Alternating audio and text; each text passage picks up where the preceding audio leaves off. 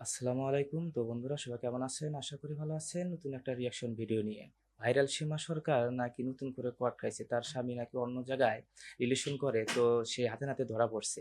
তো আজকে লাইভটা আমরা দেখব যে আসলে সীমা সরকার আর যে স্বামী কার সাথে কোয়াট খাইছে আমরা সম্পূর্ণ ভিডিওটাই দেখব। কারণ এরকম মাঝে, মাঝে যে একটা করে ভাইরাল কিছু আসে তো আমরা তো অবাক হয়ে যাই। তো আসলে আপনার আসলে কার সাথে সে অ্যা ধরা খাইলো বা কোয়াট খাইলো তো আমরা পুরো লাইভটাই দেখবো। তো চলুন বন্ধুরা ভিডিওটা শুরু করা যাক। ১০-১৫,০০০ টাকার মতো যে দিছি। সীমা সরকারের গান শুনছি একটু। গান না কয় টাকা দিছো? একদিন গান মনে হয় ৫,০০০ আর যে বিকাশে মনে হয় ৫,০০০ না ৮,০০০ মতো। হ্যাঁ? বিকাশে ৫,০০০ না ৮,০০০ দিন পাঠাইছিল। টোটাল কয় টাকা পাঠাইছো? এবার তো ১০-১৫,০০০ বা ২০,০০০ টাকা আনছে। আর কই দিয়ে গেছস আল্লাহকে?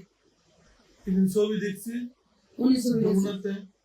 কি ছবি? মানে বাবাসে যে ছবিটা বরবাদের ওর টিকিট সাথে মনে হয় কিনছিলাম কোয়াট কিন্তু খাইছে। অন্য হলে দিতে হইছে। সে হলো বরবাদের টিকিট কাটছে মানে কি সে হলো ছবি দেখবে। দেখুক, সে ছবি দেখুক যে এরকম অনেকে মনে করে যে যারা সোশ্যাল মিডিয়ায় কাজ করে বা ভাইরাল কিছু ব্যক্তি তাদের মনে সংসারটা অনেক সুখের হয়। আসলে কিন্তু তাদের সংসারটা কখনোই সুখের হয় না। তারা এই ভিডিওটা দেখলেই না বুঝতে পারবেন যে আসলে আমরা অনেকেই মনে করি যে সোশ্যাল মিডিয়ায় যারা কাজ করে বা যারা ভাইরাল বিভিন্ন ধরনের গান দিয়ে হোক বা অভিনয় দিয়ে হোক যারা ভাইরাল আছে তারা মনে হয় কত না সুখে আছে বা কতটা জীবনযাপন সুখের জীবনযাপন করতেছে। কিন্তু সম্পূর্ণ ভিডিওটা দেখলেই না বুঝতে পারবো যে আসলে তারা সুখে না দুঃখে আছে। আল্লাহকে দেখছিস? শিলা। কোন শিলা? শিলা। কোন শিলা? ওই শিল্পী গান যেটা। নাম কি? শিলা? হুম। যে শিলা? হ্যাঁ? হ্যাঁ।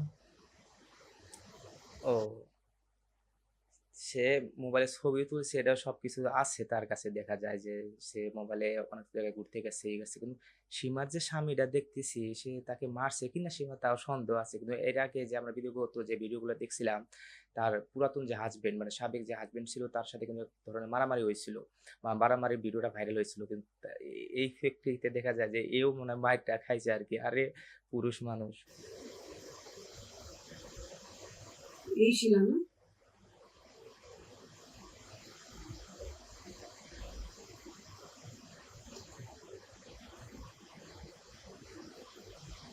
পরে কয় শট দিছস?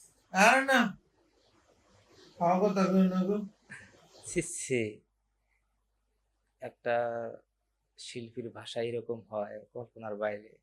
ছি, ছি।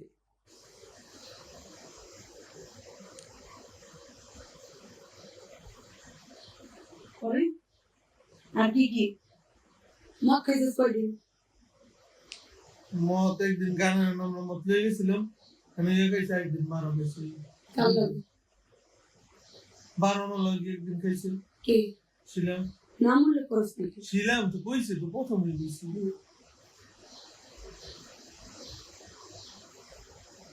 তারপর মদ খাওয়ার কথা কইছে কে? হ্যাঁ গেছি। হ্যাঁ কে? ছিলাম। কি কইছে? মন খারাপ মত খেয়ে মৃত্যু ওরম গাইন সমস্যা। আচ্ছা, মন খারাপ থাকলে কি মদ খাইতে হবে নাকি? আসলে যারা শিল্পী জগতে আছে, আমি সব শিল্পীর কথাই বলতেছি না। কিছু, কিছু যারা এই যে বাউল শিল্পী যারা আছে, তারা মদ গাঁজা না খায় নাকি তাদের হলো আসর জমে না। তো তাই তুই যদি একটা কথা হলো কি চরিত্র কখনোই থেকে হয় না। এটা বংশগত একটা মনে সমস্যা আছে। যেরকম সীমা সরকারের যে সাবেক যে স্বামী ছিল, সেও একটা শিল্পী ছিল এবং অনেক দেখছি যে সে মিল মহব্বত যেটাই হোক ভালোবাসা অনেকটাই ছিল। একটা বাচ্চাও ছিল। সেই বাচ্চাটা ছেড়ে এসে এরকম একটা ছেলের সাথে সে পুনরায় আবার বিবাহ করে। পরে এবার গেছে মত খেয়ে লজ্জা গেছে। পেয়েছি। প্রথম দিন মদ খাওয়াইছে কোন জায়গায়? হুম? প্রথম দিনই মনে বাহানে। এই সেই শিলা শিলা সরকার গান গাওয়ার নামে করে হইলো কি কয় দেহ ব্যবসা। সবাই চিন্তা রাখেন তার নাম্বারটা আমি দিতেছি।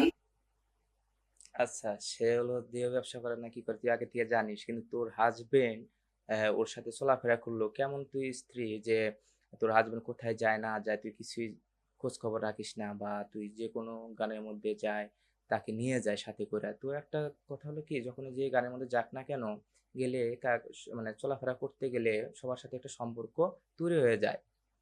হুম, তো তখন তো তোকে ফলো করা উচিত ছিল যে আমার হাজবেন্ড আসলে কার সাথে কথা বলতেছে না, কি করতেছে না করতেছে, এটা তো বোঝা উচিত ছিল। সে খুব বিখ্যাত কুখ্যাত শিল্পী, হুম। সবাইকে চিনা রেখে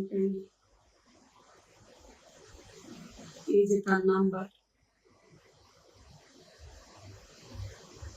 কত টাকায় ইয়া করে, মানে কয় টাকা দিলে হ্যাঁ এর লগে ঘোরা যাবো চলা যাবো, তাহলে আমার দর্শক বিন্দু আছে আমার যারা পেয়েছে এরা একটু ঘুরবো ফিরবো, আমার তুমি ইনসাল করে কি কই মানে কত টাকা হ্যাঁ ইয়া করে, আমি কেন কোনো কিছু কয় টাকা করছি দিতে পরে তোমার লগে ঘুরছে। না, এমনি এমনি আমি দিই যে একদিন মদ খাইছে আর যে একদিন বিকাশে 5,000 9,000 টাকা দিছি এই পরে পরে এরপরে ঘনিষ্ঠতা বাড়ছে নাকি? হেলা ঘনিষ্ঠ কোনো সম্পর্ক না না মানে শোনা। আমার জন্য লগে তো এরকম হলে আরো আরো মানে আমার যে পেজে যারা আছে হেরা তো ফকিনির বাচ্চা না, হেরা দিলে মানে আরো বেশি দিব, ঠিক আছে? ওইসব বন্ধ করো। তোমার মতো তো ফকিনির বাচ্চা না। হ্যাঁ আমি ফইনি তো যারা দিব মানে ওয়েট, যারা ওরা ইয়ে করে নিব তারা মনে করো আরো বেশি পেমেন্টে নিব। এটা তুমি পেজো সাইডে যেমন সে তা করো, তুমি এটা অফ করো। কেন?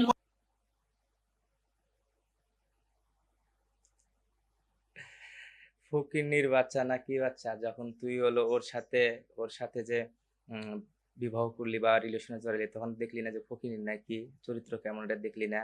আর ওই ভাইকেও আমি বলবো যে যে কিনা পরবর্তী একটা সংসার ছেড়ে এসে আপনার সাথে সে হলো আবার পুনরায় বিয়ে শাদী করলো বা বিয়ে হলো, তো সে তার চরিত্রটা কেমন?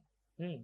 আর একটা কথা হলো কি, বাউল জগৎ আমরা অনেকটাই ভালোবাসি, কিন্তু কিছু কিছু শিল্পীর ক্ষেত্রে কিছু কিছু শিল্পীর জন্য আমাদের বাউল সমাজটাই নষ্ট হয়ে যাচ্ছে। আর বিশেষ করে এরা ভাইরাল হওয়ার জন্য, কিছু কিছু ক্ষেত্রে দেখা যায় তারা ভাইরাল হওয়ার জন্য কিছু কিছু লাইভ তারা করে বা কিছু ভিডিও করে তারা ভাইরাল হওয়ার জন্য। আরে ভাই, ভাইরাল হওয়ার দরকারটা কি?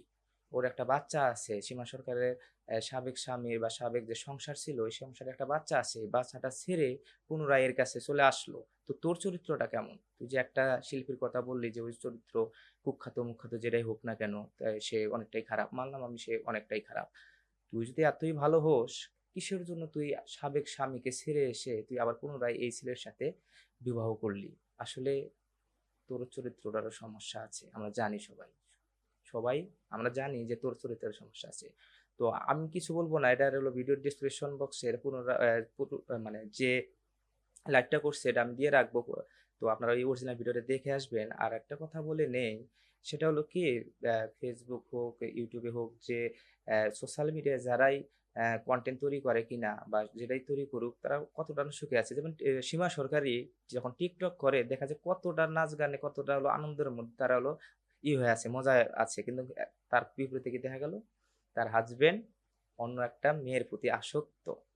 তো আসলে আমরা বাস্তবে পুরোটাই আলাদা, বাস্তব পুরোটাই আলাদা। আমরা যারা ভিডিওতে দেখি বা টিকটকে দেখি, ফেসবুকে দেখি, যেটাই দেখি না কতটা না সুখে আছে, আসলে কখনোই কেউ সুখে নাই।